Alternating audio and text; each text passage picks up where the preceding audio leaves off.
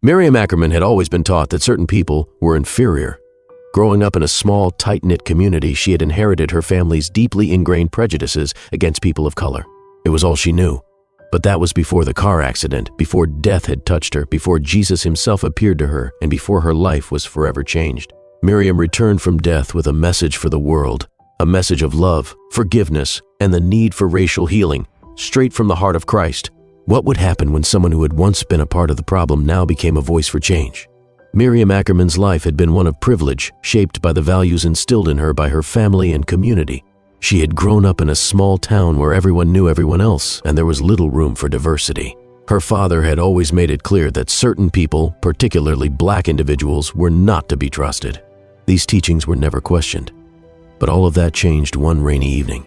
Miriam was driving home after an argument with her parents, feeling the weight of their expectations pressing down on her. The rain made the roads slick, and her mind was elsewhere, replaying the harsh words exchanged with her family.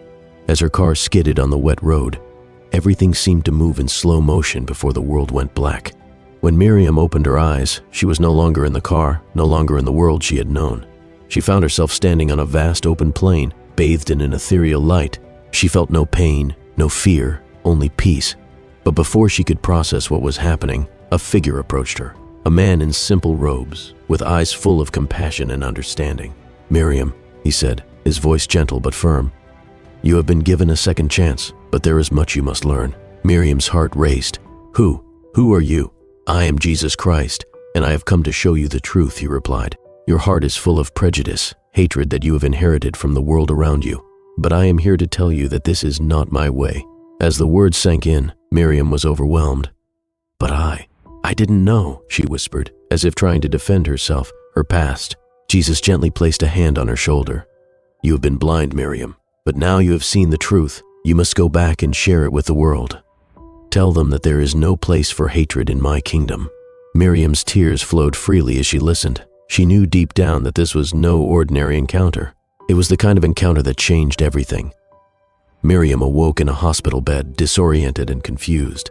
The memories of her conversation with Jesus were so vivid, so real, but she struggled to accept them. Was it a dream, or had it been something more? Doctors informed her that the accident had been fatal, that she had been dead for several minutes. But somehow, she had come back. Miriam knew without a shadow of a doubt that she had been given a mission, a message from God that she could not ignore. As Miriam recovered, she began to wrestle with the reality of her past. Her family's views, their teachings, the way she had viewed the world, it was all so wrong. She began questioning everything, wondering how she had ever allowed herself to harbor such hatred in her heart. She visited her parents, who were still reeling from the accident. But instead of the welcome they had once given her, Miriam felt a coldness in their words. They couldn't understand what had happened to their daughter. Miriam's newfound beliefs were seen as a betrayal. "Miriam, you're not thinking clearly," her mother said, a hint of fear in her voice. "What happened to you in that accident, it was just a fluke. You can't change everything just because of some strange experience." But Miriam stood firm. "It wasn't a fluke, Mom. Jesus spoke to me. He told me that I have to change one, regardless of their color, background, or beliefs." Her father's face twisted with frustration. "You can't be serious. We've raised you with certain values, and now you want to abandon them. You can't undo everything that's been taught to you." Miriam felt a pang of sorrow. She knew the path she had to take would be difficult, but she couldn't remain silent. Not anymore. Miriam began speaking openly about her experience and the message from Jesus. At first, people in her community were skeptical. Some mocked her, others dismissed her as just a young girl who had been through a traumatic experience. But slowly, her words began to take root. She started attending local churches, speaking at youth groups, and sharing her story wherever she could. As she shared her message of love and forgiveness, she began to see the walls of division crumble. She reached out to communities she had once viewed with distrust, organizing events where people of all races could come together and learn from each other. But not everyone was ready to accept the change.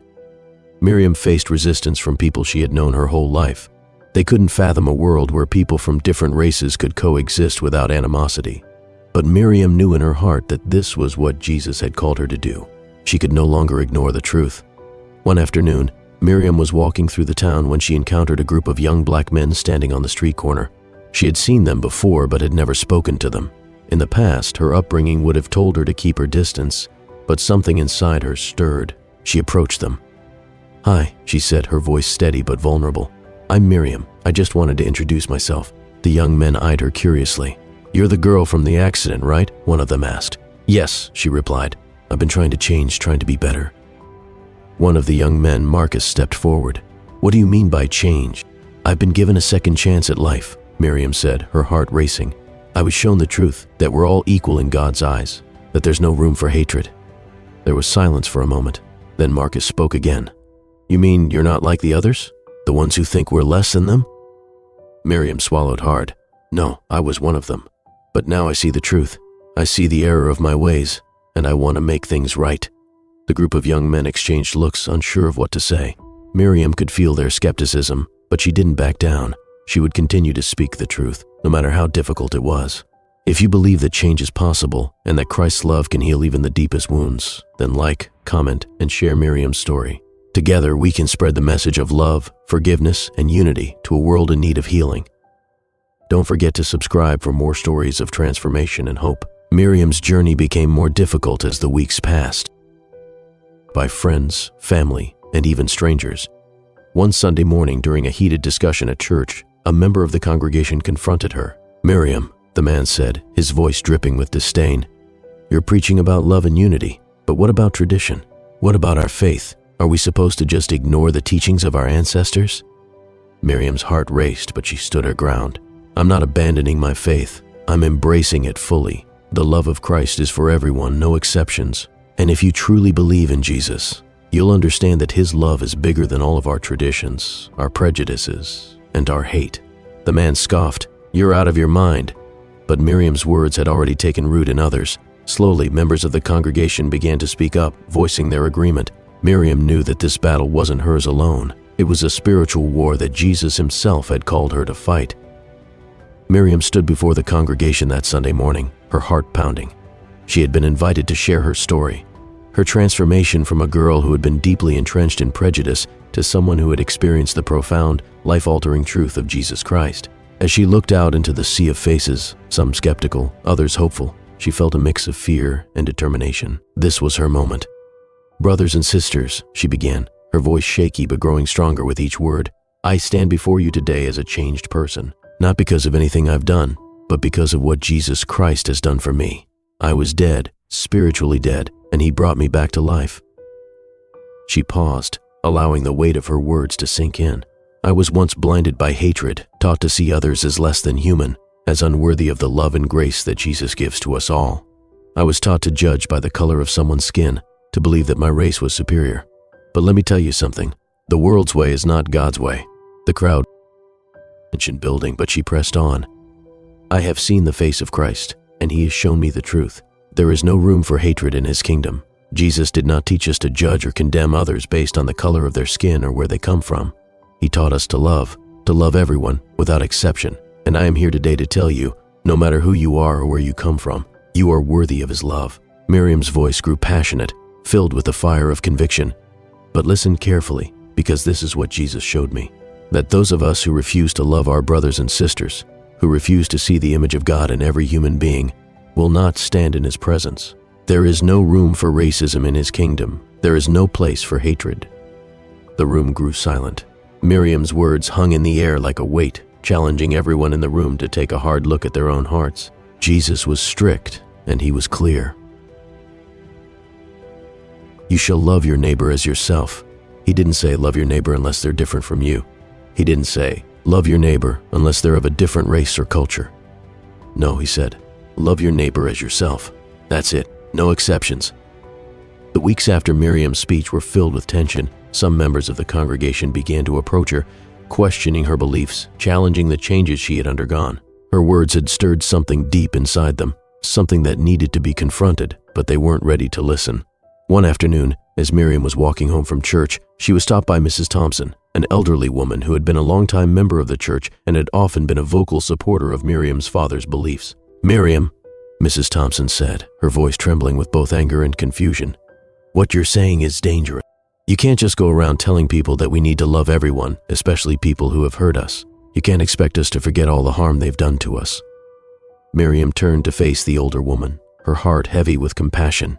"Mrs. Thompson," she began gently, I understand that it's hard to let go of the past. I understand that we've been hurt, that we've been wronged.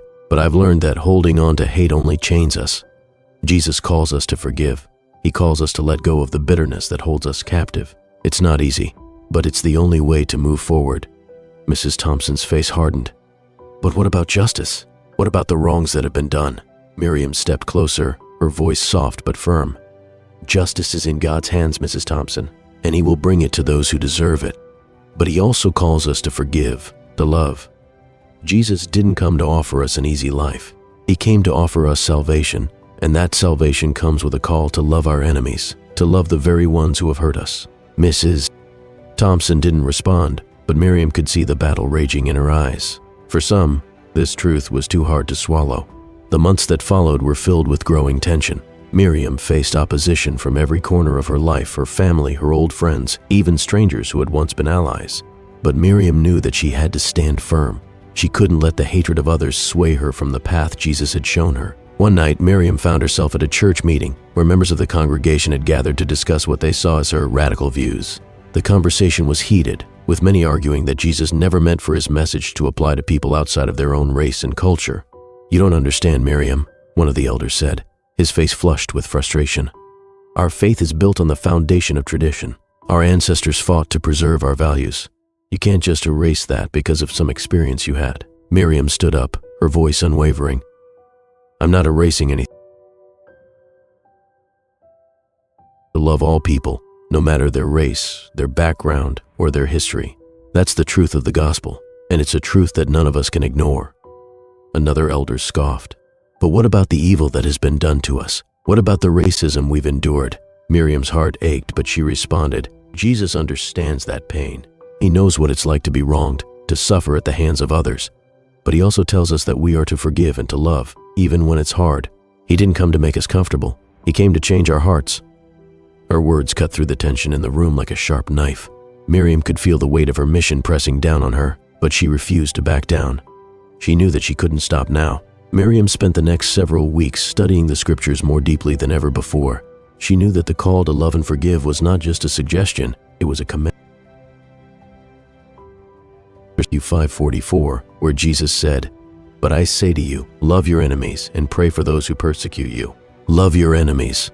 The words echoed in her mind, stirring something deep within her. How could anyone truly love their enemies? How could she love those who had oppressed her people, who had perpetuated such hatred? But she knew this was the message Christ had given her. There was no room for exceptions. As she meditated on the words of Jesus, Miriam began to understand that love wasn't about feelings, it was about actions. It was about choosing to act in kindness, choosing to forgive, and choosing to see the humanity in others. She understood now that love wasn't always easy, but it was always worth it. One evening, after a particularly difficult day filled with rejection and scorn, Miriam found herself standing in front of her old church one last time. The doors were locked, and the church was quiet, but she felt a sense of urgency within her. As she stood before the place that had once been her refuge, she prayed, her heart open and vulnerable before God. "Lord, I've given everything to you. I've shared your truth, but it's so hard. I'm weary. Please, give me strength." And then, in the quiet stillness, she heard a voice, Jesus' voice, whisper in her heart, "Miriam, do not grow weary in doing good. I am with you. You are not alone. Remember, the world hated me before it hated you." Miriam knew that this was just the beginning of a long journey. The world would not change overnight, but she had been called to plant the seeds of love, forgiveness, and racial reconciliation, and she would not stop. Miriam Ackerman's journey from hatred to love, from prejudice to grace, had not been an easy one. After her miraculous return from death, the world she had once known seemed foreign and distant. The very people who had once embraced her were now distant, unwilling to accept the woman who had undergone such a radical transformation. Yet, as she stood before them, a fierce resolve burned in her heart. Over the following months, Miriam continued to preach the message that Jesus had entrusted to her. She traveled from town to town, sharing her story with anyone who would listen, and although the road was fraught with opposition, rejection, and even moments of despair, she knew she was never truly alone. Each sermon, each prayer, each moment of opposition only seemed to fuel her determination to spread the message of unconditional love. Miriam's testimony touched many, but for those who could not accept it, she held no bitterness. Instead, she prayed for their hearts to soften, for their eyes to be open to the truth of the gospel. Years passed, and Miriam's influence began to grow, especially in the communities where racial divides had once been strongest. She didn't focus on changing the laws or the structures of society. Instead, her focus remained on the hearts of people. She believed that if hearts could be transformed, if individuals could see others as Jesus saw them, equal in dignity and worth, then true change would follow. There were still struggles. People still rejected her message, calling it naive or impractical. Miriam's own family struggled to accept her new way of thinking, and there were times when she felt the weight of their disapproval on her shoulders. Yet despite it all, she pressed on. She knew that she was fighting for something much greater than herself, a kingdom of love, forgiveness, and unity. A kingdom where everyone, regardless of their race or background, was embraced as a child of God. In time, Miriam's words began to take root. Small pockets of community began to form, bringing people together from different races, backgrounds, and experiences. The gospel was being lived out in tangible ways, as people laid aside their old divisions in favor of the radical love that Jesus had shown them. It wasn't perfect. There were still divisions in the world, still hatred that reared its ugly head in moments of injustice. But Miriam had learned one important truth, that the work of reconciliation and transformation began in the heart. And as long as her heart beat with love, she would never stop fighting for that change. Miriam never lost sight of the vision Jesus had shown her in that moment after her death. A world where people would no longer be divided by their race or background, a world where the love of Christ transcended all barriers. She knew that she might never see the fullness of that vision in her lifetime, but she believed that each person she touched, each life she impacted, was one step closer to that glorious truth. As Miriam lay down to sleep each night, she often thought about the words Jesus had spoken to her, reminding her of the greatest commandment. Love the Lord your God with all your heart, mind, and soul, and love your neighbor as yourself. Miriam had lived her life according to that command, and in doing so, she had witnessed the miraculous healing power of love. She had been raised to hate, but now she lived to love, and nothing could take that away. If you've been touched by Miriam's story, take a moment to reflect on your own life and your own heart. Do you see others through the eyes of Christ? Are there divisions in your heart that need healing? The message of unconditional love, forgiveness, and reconciliation is something we all need to embrace. If Miriam's journey has inspired you, share this story with someone who needs to hear it. Like, comment, and subscribe to continue following stories of transformation and hope. Let us continue to spread the message of Christ's radical love in our world. Together, we can be the change we wish to see.